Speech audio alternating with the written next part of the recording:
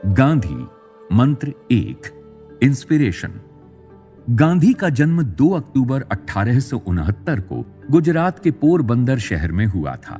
उनके पिता का नाम करमचंद गांधी था और वो ब्रिटिश हुकूमत के वक्त में गुजरात के 2 शहरों वांकानेर और राजकोट के दीवान यानी चीफ मिनिस्टर थे। गांधी की मां का नाम पुतलीबाई था और वो एक हाउसवाइफ थी। उनका परिवार मोद बनिया समाज को बिलोंग करता था, जो हिंदू मर्चेंट्स का ही एक पार्ट था। गांधी के पिता काफी ईमानदार थे और उनकी वैल्यूज का गांधी पर काफी असर हुआ था। दूसरी तरफ उनकी मां काफी रिलीजियस थी और उन्हें करंट अफेयर्स की अच्छी जानकारी दिया करती थी। गांधी का परिवार काफी टॉलरेंट था और उनके दोस्त काफी डाइवर्स थे, जिनमें मुस्लिम्स, जैन्स और पारसीज भी शामिल थे। स्कूल की बात करें तो गांधी एक एवरेज स्टूडेंट थे, लेकिन उनके अंदर शुरुआत से ही मोरालिटी को समझने का टैलेंट था। अपने स्कूल के दिनों में ही उन्होंने एक ऐसा प्रिंसिपल याद कर लिया था जिसे उन्होंने अपने आने वाले जीवन में भी फॉलो किया। वो मानते थे कि अगर आपके साथ कोई बुरा व्यवहार कर रहा है तो आपको उसके साथ बुरा न करके अच्छा व्यवहार करना चाहिए और साथ में काइंडनेस भी दिखानी चाहिए। गांधी का विवाह 13 साल की उम्र में ही हो गया था, लेकिन अपने आने वाले जीवन में वो चाइल्ड मैरिज के बहुत बड़े क्रिटिक बनकर सामने आए। गांधी मंत्र 2 सेल्फ रिफ्लेक्शन। हम सब कभी ना कभी एक रिबेलियस फेज से गुजरते ही हैं और आपको जानकर हैरानगी होगी, ऐसा महात्मा गांधी के साथ भी हुआ था। लेकिन कैसे, आइए जानते हैं। वैसे तो गांधी मॉरल्स में यकीन करने वाले टीनेजर थे, लेकिन हाई स्कूल के टाइम पर उन्होंने खुद को काफी तरह के गलत बिहेवियर में इंडल्ज किया था। गांधी को इस वक्त सिगरेट पीने की आदत लगी थी और इससे भी बुरा कि उन्होंने इसके लिए अपने घर से पैसे चुराए थे। यही नहीं, गांधी अपनी शादी के शुरुआती सालों में काफी जेलस और लस्टफुल भी हो गए थे। उनका ये डार्क साइड उन्होंने अपने जीवन में आगे चलकर महसूस किया और वो इस पर काफी दुख भी व्यक्त करते हैं। गांधी मंत्र 3 अच्छा फाउंडेशन। हाई स्कूल में बिताए हुए वक्त ने गांधी पर बहुत गहरा असर डाला था। उनकी फ्यूचर बिलीफ्स इसी टाइम से डेवलप होना शुरू हो गई थीं, जैसे वेजिटेरियनिज्म, सेलिबसी यानी ब्रह्मचर्य और नॉन वायलेंस। 1887 में हाई स्कूल की पढ़ाई खत्म करने के बाद उनका सफर वकालत की ओर बढ़ा और इसके लिए उनके एक दोस्त ने उन्हें लंदन के यूनिवर्सिटी कॉलेज में लॉ परस्यू करने का सजेशन दिया। लेकिन इस फैसले में काफी सारी दिक्कतें थीं। गांधी की मां का मानना था कि लंदन के वेस्टर्न इन्फ्लुएंस से वो शराब और लड़कियों के टेम्पटेशन में फंस जाएंगे।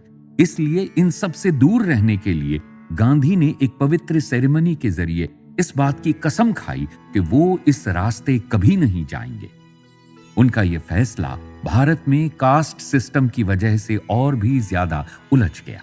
जिस कास्ट से गांधी थे उसमें मान्यता थी कि कोई भी अब्रॉड ट्रैवल नहीं कर सकता और इसलिए गांधी को वार्निंग दी गई कि अगर वो लंदन जाते हैं तो उस समाज से उन्हें निकाल दिया जाएगा। और जैसा कि आप जानते ही हैं, गांधी ने इन धमकियों पर ध्यान नहीं दिया और अपनी आगे की पढ़ाई के लिए लंदन गए। लंदन में गांधी की लाइफ काफी अच्छी थी। उन्होंने अपनी टेम्पटेशंस को कंट्रोल में रखा और एक वेजिटेरियन सोसाइटी भी ज्वाइन की। इससे उन्हें एक ऑर्गेनाइजेशन रन करने का एक्सपीरियंस मिला जो उन्हें आने वाले टाइम में मदद करने वाला था। लंदन में उन्होंने धर्म और कानून के बारे में बहुत कुछ जाना और अपनी पढ़ाई में काफी अच्छे ग्रेड्स प्राप्त किए। इसके चलते उन्हें अपनी फाइनल परीक्षा पास करने में कोई भी दिक्कत नहीं हुई और जून 10, 1891 को उन्हें बार काउंसिल में बुलाया गया, जिसके बाद उन्हें कोर्ट के ऑफिशियल बैरिस्टर का दर्जा प्राप्त हुआ। एजुकेशन किसी के जीवन को अच्छा बनाने के लिए बहुत जरूरी है। अब चाहे इस जर्नी में आपको कितनी भी मुश्किलें आएं, उनसे फाइट करना आपकी खुद की जिम्मेदारी है। गांधी मंत्र 6 एक्टिविज्म और पॉलिटिक्स। साउथ अफ्रीका के प्रिटोरिया शहर में सोशल वर्क खत्म करके गांधी ने भारत वापस जाने का मन बनाया था, लेकिन इस वक्त नटाल नाम के शहर ने उनकी अटेंशन को कैच किया। 1893 में एक लेजिस्लेशन पास हुआ था जिसमें नटाल में रहने वाले इंडियंस से लेजिस्लेटिव असेंबली में चुने जाने का राइट छीन लिया गया था। गांधी ने इसके खिलाफ काम किया और वहां की लोकल कम्युनिटी को होप दी। गांधी ने एक पिटीशन सबमिट किया जिसको कॉलोनीज के सेक्रेटरी ऑफ स्टेट ने कंसिडर किया। ये एक काफी बड़ी जीत थी। इस केस पर और ज्यादा काम करने के लिए गांधी की टीम ने नटाल में एक परमानेंट ऑर्गेनाइजेशन की खोज करी जिसका नाम था नटाल इंडियन कांग्रेस।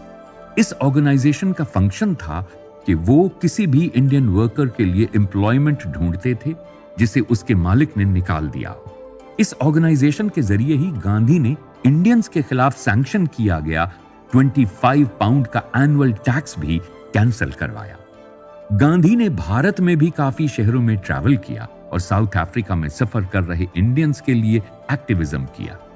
उन्हें नहीं पता था, लेकिन इस लोकल सोशल एक्टिविज्म से वो भारत में अपने पॉलिटिकल करियर के सीड्स को जन्म दे रहे थे, जो आने वाले टाइम में एक बड़े पेड़ की तरह सामने आने वाला था। इस बाइट से ये बात साफ है कि एक बड़ा काम करने से पहले आपको एक्सपीरियंस की जरूरत है।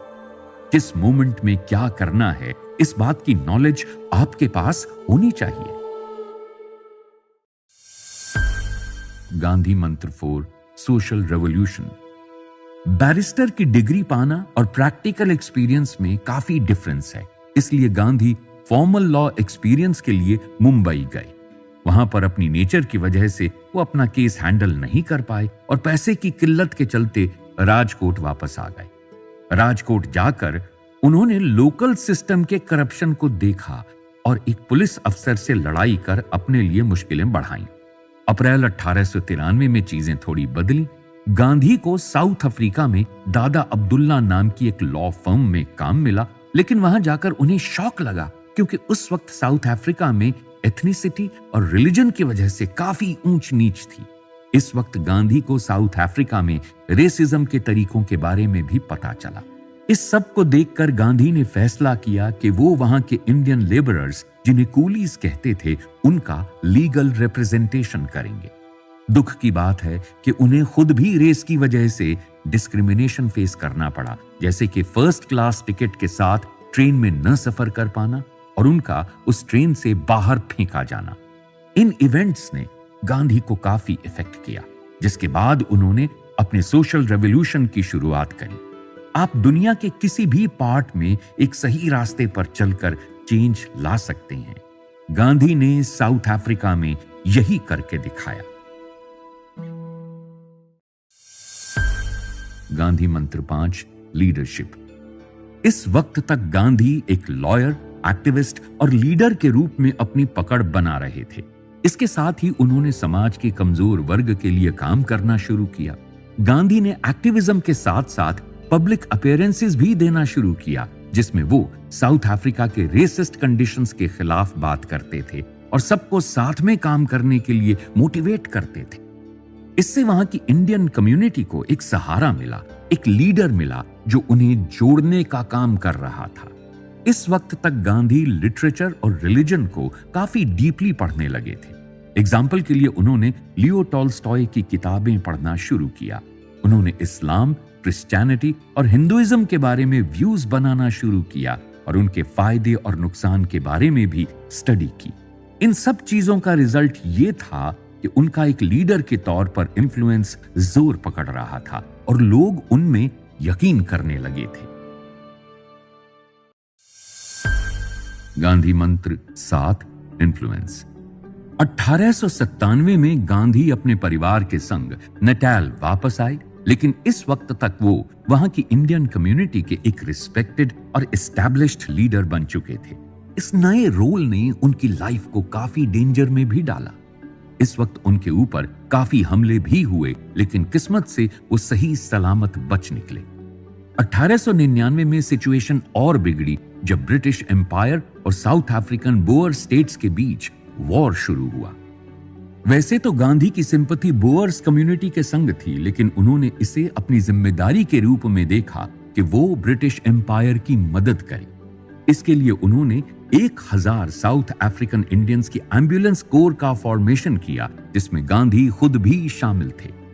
ब्रिटिश विक्ट्री के बाद इस एक्ट की काफी तारीफ हुई और उनका पॉलिटिकल स्टैचर और भी बढ़ गया। इस वक्त गांधी को अपने पॉलिटिकल मेंटोर मिले गोपाल कृष्ण गोखले, जो कि इंडियन नेशनल कांग्रेस के एक सीनियर और रिस्पेक्टेड लीडर थे। उनके साथ 1 महीने का समय बिताकर गांधी को उस समय के भारत के सबसे इन्फ्लुएंशियल लीडर्स से मिलने का मौका मिला और साथ ही उन्होंने भारत में वर्किंग इंडियंस के स्ट्रगल्स को भी करीब से देखा। भारत को अच्छे से समझने के लिए गांधी ने गोखले के संग भारत का सफर एक 3rd क्लास पैसेंजर के रूप में किया, जिससे उन्हें समाज की रियल प्रॉब्लम्स के बारे में काफी इंफॉर्मेशन मिली। इससे एक और चीज हुई, गांधी के अंदर भारत के लोगों की मदद करने की स्पिरिट अब अपने चरम पर पहुंच चुकी थी और उसकी फिलॉसफी अब स्ट्रक्चर लेना शुरू कर रही थी। गांधी मंत्र 9 सत्याग्रह। गांधी 30 साल की उम्र के बाद बॉम्बे में सेटल हुए और उनके माइंड में देश की सोशल और इकोनॉमिक कंडीशंस बिल्कुल फ्रेश थीं। लेकिन एक बार फिर से साउथ अफ्रीका में उनके इंडियन दोस्तों को उनकी जरूरत पड़ी। अपने लीडरशिप स्किल्स और लीगल एडवोकेसी की वजह से अब गांधी का नाम काफी बड़ा हो चुका था। इस बार उन लोगों की मदद करने के लिए उन्होंने एक वीकली जर्नल निकाली जिसका नाम इंडियन ओपिनियन था और इसने 1904 में डेब्यू किया। 1906 में एक बार फिर से गांधी ने अपने एम्बुलेंस कोर को ब्रिटिश एम्पायर की मदद करने के लिए वॉर में इकट्ठा किया और पहले की ही तरह मेडिकल असिस्टेंस प्रोवाइड करवाई। 1907 में गांधी ने एक नए तरीके का नॉन वायलेंट रेजिस्टेंस शुरू किया, जो कि एशियाटिक रजिस्ट्रेशन एक्ट के खिलाफ था। यह साउथ अफ्रीका में ड्राफ्ट हुआ एक डिस्क्रिमिनेटरी लेजिस्लेशन था। अगर किसी भी इंडियन के पास ये पेपर्स नहीं होते थे तो उन्हें बिना कुछ सोचे समझे देश से निकाल दिया जाता था। कुल मिलाकर यह गवर्नमेंट की डिस्क्रिमिनेशन पॉलिसी का एक एक्सटेंशन था। गांधी ने इस बार एक नए तरह के रेवोल्यूशन की शुरुआत की, जिसे हम आज सत्याग्रह के नाम से जानते हैं। इस फिलॉसफी का मेन मोटिव था कि करप्ट गवर्नमेंट्स के खिलाफ नॉन वायलेंट और नॉन कोऑपरेटिव मूवमेंट्स किए जाएं और उनको ब्यूरोक्रेटिक तरीके से हराया जाए। ये पॉलिसी गांधी की सच्चाई और पैसिफिज्म की तरफ कमिटमेंट से जुड़ी हुई थी और ये कॉन्सेप्ट आने वाले सालों में और ज्यादा इवॉल्व हुआ। एंड में इसने इंडिया के इंडिपेंडेंस मूवमेंट में भी एक बहुत बड़ा रोल निभाया। गांधी मंत्र 10 स्ट्रगल। गांधी ने साउथ अफ्रीका में बहुत नाम कमाया और सोशल जस्टिस के लिए काम किया, लेकिन इस समय तक कुछ ऐसे इवेंट्स होने लगे जिसके बाद उन्हें परमानेंटली भारत जाना पड़ा। 1914 में गांधी अपने मेंटोर गोखले से मिलना चाहते थे, जो कि उस वक्त इंग्लैंड में रह रहे थे, लेकिन जब तक गांधी इंग्लैंड पहुंचते तब तक पहला वर्ल्ड वॉर शुरू हो चुका था और पूरी दुनिया में पॉलिटिकल सिचुएशन बहुत खराब हो गई थी।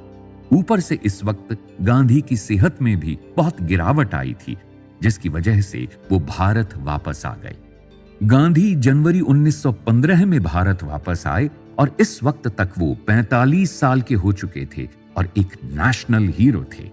उन्होंने वापस आकर सबसे पहले अहमदाबाद में अपना सत्याग्रह आश्रम शुरू किया, जो कि साउथ अफ्रीका में उनके फीनिक्स सेटलमेंट की ही तरह था, जहां पर लोग एक अच्छी लाइफ जी सकते थे। लेकिन भारत में भी गांधी को आराम नहीं मिलने वाला था। जल्द ही गांधी को भारत के खराब सिस्टम के बारे में पता लगा और वो एक बार फिर से इससे जंग में जुट गए। उनका शुरुआती एक्शन तिनकथिया सिस्टम के खिलाफ था, जिसमें जमीन के टेनेंट्स को अपने लैंडलॉर्ड्स की तरफ से टैक्स भरना पड़ता था, जिससे वो एक तरह से बंधुआ किसान बन जाते थे। भारत में ब्रिटिश सरकार ने गांधी के इन्वॉल्वमेंट पर जल्दी ही कदम उठाकर उन्हें अरेस्ट कर लिया, लेकिन इसका उस समय कोई फायदा नहीं हुआ। बता दें कि यह गांधी की जेल से मुलाकात की बस शुरुआत थी। पूरे रेवोल्यूशन और स्ट्रगल के बीच गांधी और मुस्लिम लीग के बहुत से लीडर्स को जेल जाना पड़ा था। तिनकथिया के बाद गांधी ने अपना ध्यान राउलेट की तरफ किया। एक ऐसी ऑर्गेनाइजेशन थी जो भारत में उस वक्त पॉलिटिकल टेररिज्म को जज करती थी। ये प्रोसेस राउलेट के नाम से ही एक्ट किया जाता था और यह काफी अनजस्ट और क्रूअल रूल था। इसमें ब्रिटिश आर्मी को किसी भी आम आदमी को बिना किसी एविडेंस के अरेस्ट और डिटेन करने की परमिशन थी। इस सिस्टम से लड़ने के लिए गांधी ने सत्याग्रह की मदद ली और उन्होंने जेल से ही देश में बाहर जनता को हंगर स्ट्राइक और नॉन कोऑपरेशन का ऐलान किया। यह बिल फिर भी पास हुआ, लेकिन इस एक्शन से गांधी को अब भारत की जनता भी अपना मसीहा मानने लगी थी और इससे आगे क्या हुआ वो सब हम जानते ही हैं। गांधी मंत्र 8 प्रिंसिपल। गोखले के इन्फ्लुएंस की वजह से और भारत के बारे में इलैबोरेट लिटरेचर की वजह से गांधी ने अपनी फिलॉसफी को जन्म दिया, जिससे आज के टाइम में उनकी लेगेसी और लाइफ को याद किया जाता है। इस फिलॉसफी के कोर पर हमें नॉन वायलेंस या अहिंसा का एलिमेंट देखने को मिलता है। ये प्रिंसिपल गांधी ने काफी शुरुआत से ही फॉलो करना शुरू कर दिया था। जब वो हिंदुइज्म की स्टडी करते थे, वो इसे सच्चाई या फिर ईश्वर का रिफ्लेक्शन मानते थे। गांधी ने इस फिलॉसफी को इंडियन सोसाइटी में मिलाने की कोशिश की, जिससे वो ब्रिटिश एम्पायर को एक अलग तरीके का चैलेंज प्रेजेंट कर सकें। कुछ सालों बाद गांधी ने इस पॉलिसी में नॉन कोऑपरेशन का एलिमेंट भी ऐड कर दिया था। गांधी की फिलॉसफी का एक बड़ा पार्ट था सेल्फ रिस्ट्रेंट। ये उनके लिए 1906 से और भी ज्यादा जरूरी हो गया था, जब उन्होंने ब्रह्मचर्य या सेलिबसी की शपथ ली थी।